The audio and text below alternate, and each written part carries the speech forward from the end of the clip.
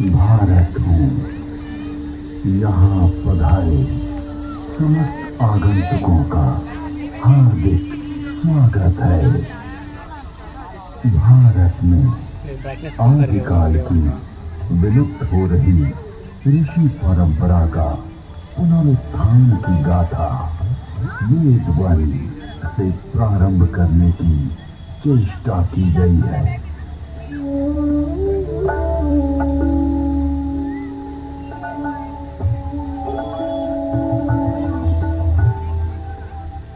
वेद परमपिता परमात्मा की पवित्र वाणी है, जो सृष्टि के प्रारंभ में मानव मात्र के कल्याण के लिए अग्नि, वायु, आदित्य, अंगिरा इन 4 ऋषियों के पवित्र अंतःकरण में उद्भूत हुई।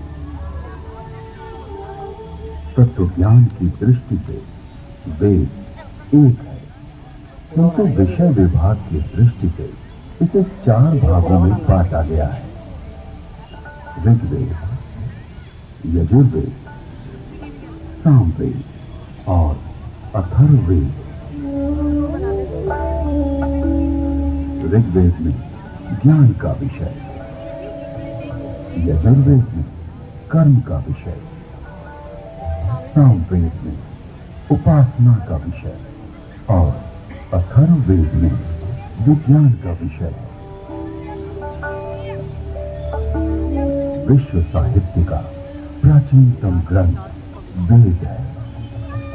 मानव जाति के प्राचीनतम ग्रंथ होने के कारण उस समय की सभ्यता, संस्कृति, आचार विचार और कर्तव्य आदि को जानने का स्रोत वेद है। भारतीय दर्शन, साहित्य, ललित कला, संगीत, ज्योतिष, ज्ञान विज्ञान वेदों में है। वस्तुतः वेद संसार के समस्त पदार्थों का बोध कराते हैं। वेद के भाष्यकार आचार्य सायर कहते हैं, इष्ट की प्राप्ति एवं अनिष्ट के परिहार के अलौकिक उपाय को बतलाने वाले ग्रंथ वेद हैं।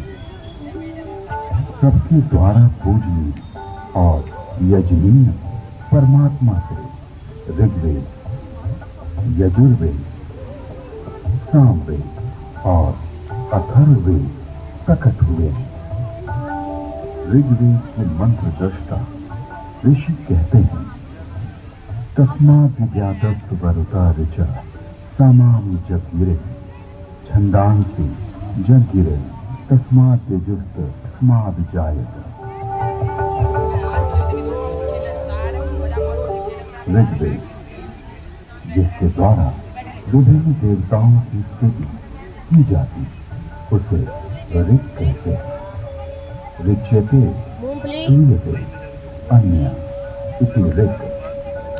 इस प्रकार की ऋचाओं के संग्रह का नाम ऋग्वेद है। ऋग्वेद विश्व साहित्य का प्राचीनतम ग्रंथ है। ऋग्वेद में 10 मंडलों में 1028 सूक्त में 10,600 मंत्र हैं। यजुर्वेद, यजुर्वेद में कर्मकांड का प्राधान्य है, जिसकी समाप्ति अनियत अक्षरों वाली है अथवा जो गद्यमय है, उसे यजुष कहते हैं। अनियताक्षरावसानो यजु। यजुर्वेद के 2 भाग हैं, शुक्ल यजुर्वेद एवं कृष्ण यजुर्वेद। शुक्ल यजुर्वेद में 40 अध्यायों में 1975 मंत्र हैं। कृष्ण यजुर्वेद गद्यात्मक है।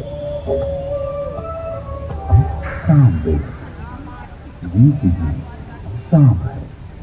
गीतेषु समाख्या संगीत का मूल उद्गम सामवेद है।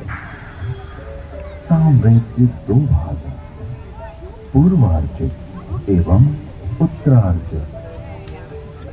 सामवेद में 1875 मंत्र हैं। अथर्ववेद, अभिचार मंत्रों का ज्ञान अथर्ववेद में है। इसमें आयुर्वेद का विस्तृत विवेचन हुआ है। इसकी शौनक शाखा में 20 कांडों में 730 सूक्तों में 6000 मंत्र हैं।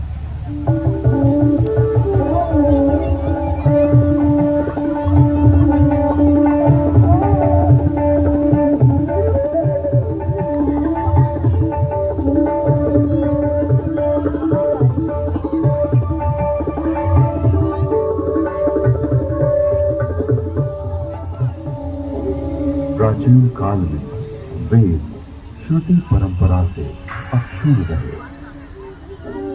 वैदिक ऋषियों ने वेदों को कंठस्थ किया और अपने शिष्यों को इसका श्रवण कराया। शिष्यों ने सुनकर वेदों को कंठस्थ किया और उन्होंने अपने शिष्यों को सुनाकर कंठस्थ कराया। इस प्रकार श्रुति परंपरा से वेद अक्षुण्ण बने रहे। वेदों में किसी भी प्रकार की मिलावट न हो सके, इसके लिए वैदिक ऋषियों ने विकृति पाठों का निर्माण किया। वेदों में मंत्र दृष्टा ऋषियों का उल्लेख है।